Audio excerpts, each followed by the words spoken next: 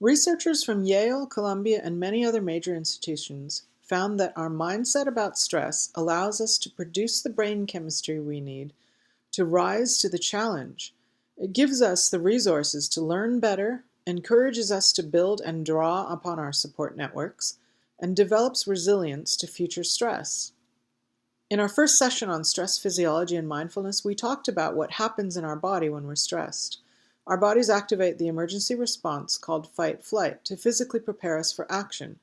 And when the stressor goes away, the rest and digest response takes over and we calm down again. But I didn't tell you the whole story. It turns out fight-flight isn't the only stress response.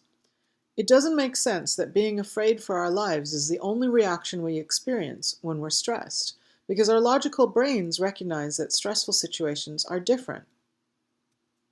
Our stress response is actually quite complex.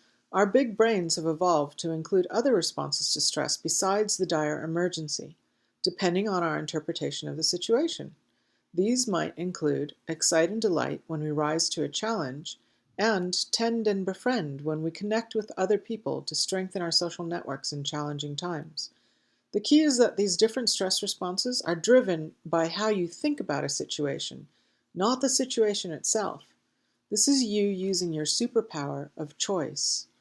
Let's look at them in more detail. Think about how we feel when we're about to take a test, or give a presentation, or even speak up in class, when we're concerned about how we're going to do.